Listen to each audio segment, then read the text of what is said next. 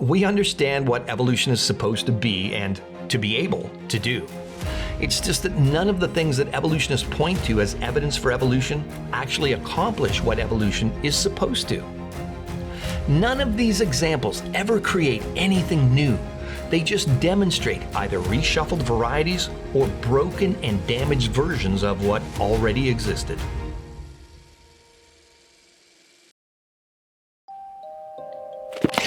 One of the most common comments posted as a rebuttal to any one of our articles or videos is probably the statement, "You just don't understand evolution," which of course is not really an argument, but simply an ad hominem to the man fallacy that most often isn't really worthy of a specific response.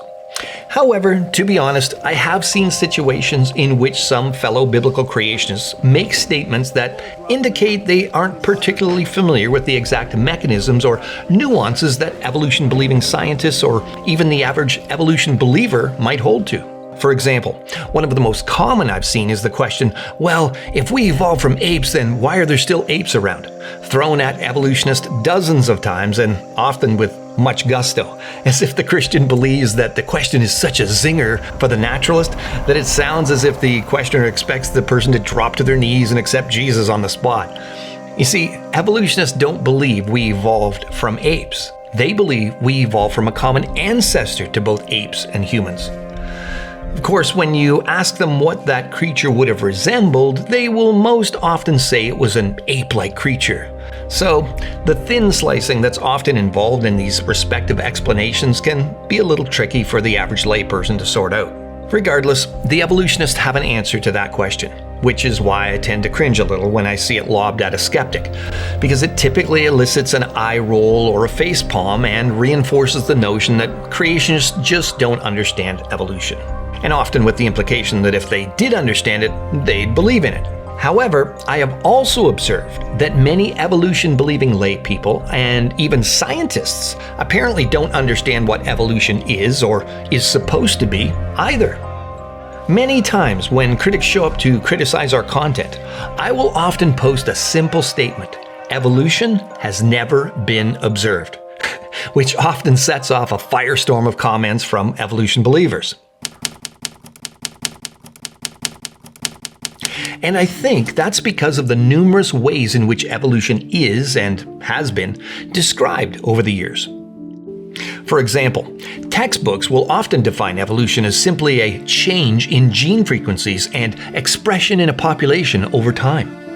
And if that were a legitimate definition of evolution, then I could call myself an evolutionist, because I know there are changes in gene frequencies in the population of various organisms all over the world occurring constantly. But the big picture of what evolution means to the average person goes far beyond that. And anyone who's seen a popular evolutionary diagram showing the supposed evolution of a fish transforming into an amphibian, then a reptile, then a mammal, etc., knows that all too well.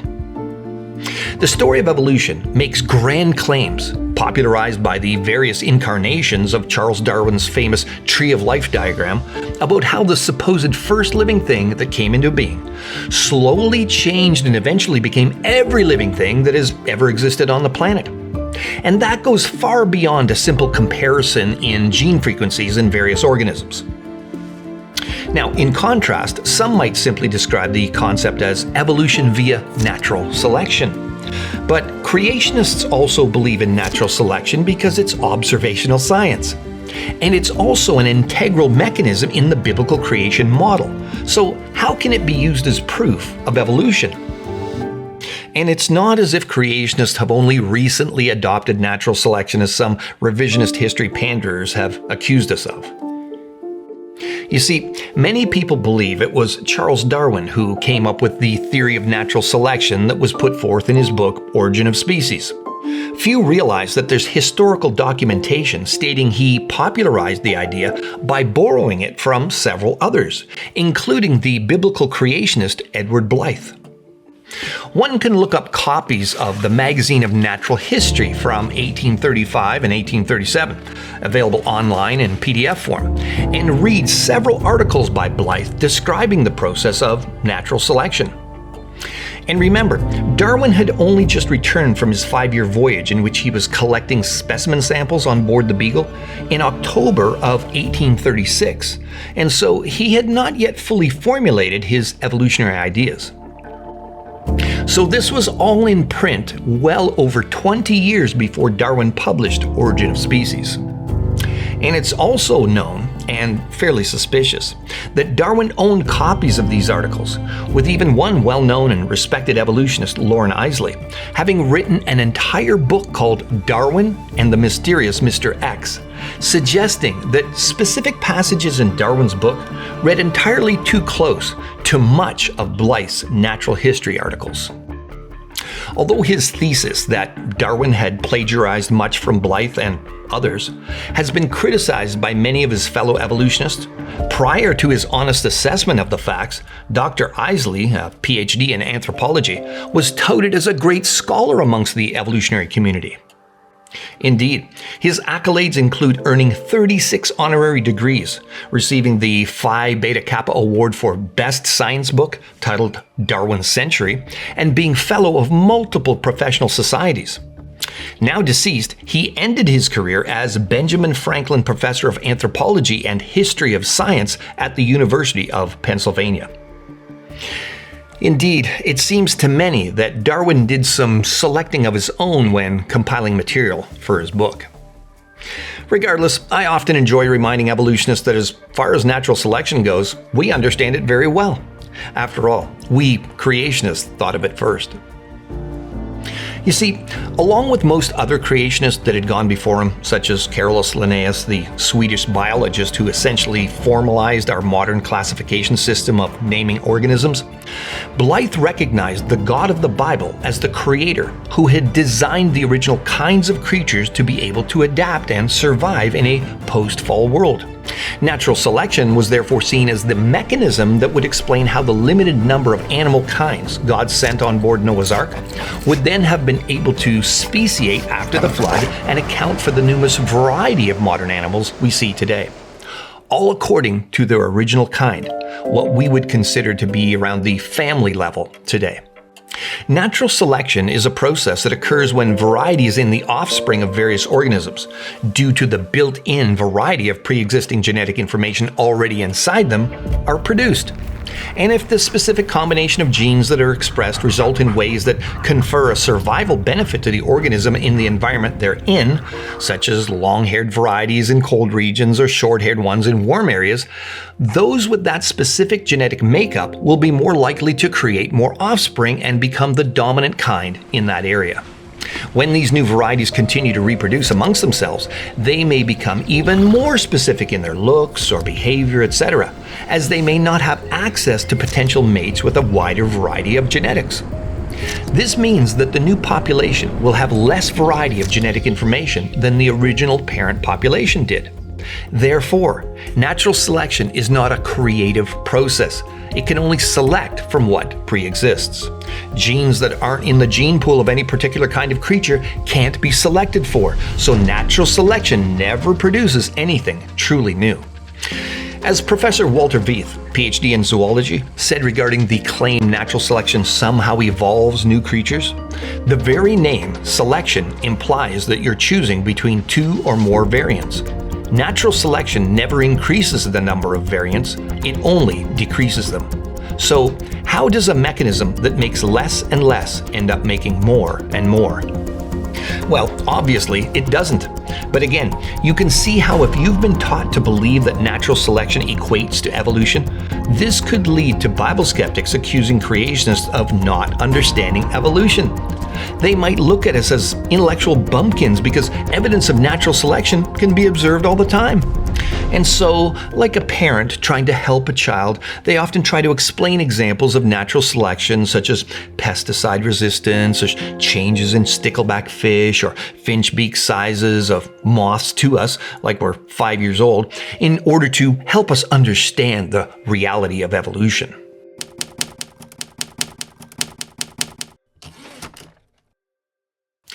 Take the aforementioned peppered moth as an example.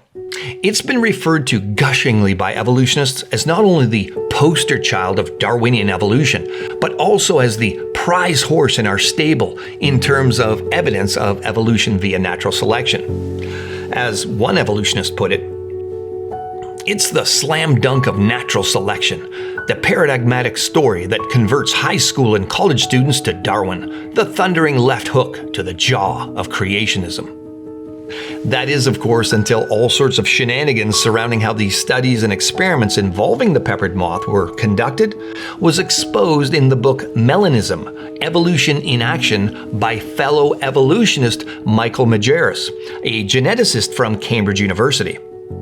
You see, the majority of the supposed proof of the evolution of the peppered moths was provided by Dr. Bernard Ketterwell from Oxford University, who was so confident in his conclusions regarding the variation in moths driven by natural selection that he declared if Charles Darwin had only seen his experiments, he would have witnessed the consummation and confirmation of his life's work. That is, the confirmation of the story of evolution. And even though Ketterwell's work had been known to be suspect for years prior, such as the discovery that he'd glued moths to tree trunks to get pictures of them where they don't rest naturally, Majerus's criticisms, likely because he was a fellow evolutionist, shook up the evolutionary community quite severely. Case in point, even vociferous atheist and anti-creationist Dr. Jerry Coyne, in a review of Majerus's book in the journal Nature, said the following after hearing the peppered moth example perhaps wasn't all it was originally cracked up to be. My own reaction resembles the dismay attending my discovery at the age of 6 that it was my father and not Santa who brought the presents on Christmas Eve. But wait a second, did Coyne truly understand evolution before this happened? Because all the peppered moth example ever accomplished was simply a demonstration of natural selection anyway, which isn't evolution in the big sense whatsoever. As mentioned previously, all it demonstrates is a reshuffling of genetic information that already existed. If you already had moths with various colors, and then certain environmental conditions favored certain colors over others, who really cares? As the British zoologist L. Harrison Matthews said in his introduction to the 1971 edition of Origin of Species, the experiments beautifully demonstrate natural selection, or survival of the fittest, in action, but they do not show evolution in progress, for however the populations may alter in their content or light, intermediate, or dark forms, all the moths remain from beginning to end, Biston Betularia. You see, Matthews, a committed evolutionist, understood that if evolution were true, then at one time there were creatures without lungs. Then lungs evolved. At one time there were creatures without wings. Then wings evolved. There were creatures without echolocation. Then that ability and all of its required genetic software and hardware, so to speak, evolved, etc. Evolution is supposed to explain where all the new stuff came from. Ultimately, evolution has to demonstrate where the acquisition of new abilities, forms, functions, and features came from. And these moths don't have anything new. So he understood that showing examples of a process that selects genetic information that's already in existence cannot be deemed evolution in action. And again, remember that the peppered moth has been touted as one of the best proofs of evolution, and here you have a renowned evolutionist admitting it's nothing of the sort. So, how many evolution believers really understand evolution? Of course, if you've been keeping up to date on the whole peppered moth story, Majerus later flipped the script and said he'd done research of his own that vindicates Ketterwell's original conclusions, even if he used improper methods to divine them. And some evolutionists, such as Steve Connor, the science editor for the Indie, the British liberal-leaning online newspaper called The Independent, have tried to use the situation to make it seem like, once again, those silly creationists just don't understand evolution. He wrote, "Creationists smelt blood. The story of the peppered moth became a story of how Darwinism itself was flawed, with its best-known example being based on fiddled data." Quoting Majerus, he said, "The peppered moth story is easy to understand because it involves things that we are familiar with. vision and predation and birds and moths and pollution and camouflage and lunch and death. That's why the anti-evolution lobby attacks the peppered moth story. They're frightened that too many people will be able to understand. Now, do you see what he's trying to do here? By making it seem as if creationists were only focusing on whether the original research was flawed or not, he's saying that creationists are obfuscating the real argument and that they're trying to lure people away from truly understanding the peppered moth study, which again is supposedly the best known example of Darwinism and perhaps why they are so defensive of it. However, far from wanting the average high schooler or college student to know what the data shows, we wish everyone would come to understand it fully. Because it's just an example of natural selection, but is certainly not an example of evolution. The only point creationists made regarding the doctored evidence in the moth experiments was that evolutionists have been caught fudging their data to fit their story many times now. So people should be cautious of accepting it without serious consideration. Even Coyne raised a similar concern when he said this about the dubious experiments regarding the peppered moth, which had convinced him and so many others initially. It is also worth pondering why there has been general and unquestioned acceptance of Ketterwell's work.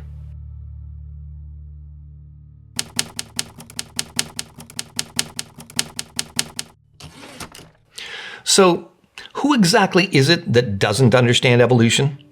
No one has observed evolution in action, and yet countless believers in the story of evolution, both lay people and scientifically literate specialists, claim to have done so. And yet, when pressed, most of the scientists will admit that big picture evolution is not demonstrable, while still citing specific circumstances like new flu bug strains or pesticide or antibiotic resistance, etc., and touting fancy-sounding mechanisms like genetic drift, non-random mating, speciation, gene flow, founder's theory, etc., which all fall under the umbrella of examples of natural selection or of defective genetic mutations, none of which have ever been observed to evolve anything. No, we understand what evolution is supposed to be and to be able to do. It's just that none of the things that evolutionists point to as evidence for evolution actually accomplish what evolution is supposed to. None of these examples ever create anything new. They just demonstrate either reshuffled varieties or broken and damaged versions of what already existed. What the story of evolution actually depends on is an impressive amount of imagination, not observational science. And if you listen carefully, you'll hear it constantly in their explanations of how this supposedly turned into that over millions of years, and yet no one has ever observed anything close to that occurring. Now, at this point in the argument, many evolutionists often retreat to elephant hurling, claiming that if creationists took into account the entire body of evidence from the fossil record, the geologic column, DNA studies, ape-man skulls, dinosaurs, etc., and put it all together, then we'd understand the evidence for evolution is simply overwhelming. As the famous atheistic evolutionist Professor Richard Dawkins once said, "Nobody has actually seen evolution take place over a long period, but they have seen the after effects, and the after effects are massively supported. It's like a case in a court of law, where nobody can actually stand up and say, 'I saw the murder happen,' and yet you've got millions and millions of pieces of evidence which no reasonable person can possibly dispute." See what he's claiming? Well, yes, just like the hypothetical murder, no one has observed evolution, but all of the individual pieces of evidence can't be disputed. And yet, all of them can be, and usually quite easily at that. Upon close examination, each and every piece of evidence, each individual example used to promote it, falls apart. In order to create the appearance of the story of evolution as having some semblance of credibility, evolutionists sometimes water down the definition to the point that it seems any change in living things, past or present, can be co-opted into the definition. A perfect example is the definition of evolution used by Dr. Eugenie Scott, former executive director of the rather pretentious-sounding and evolution-defending National Center for Science Education. By the way, notice her target audience when using the definition.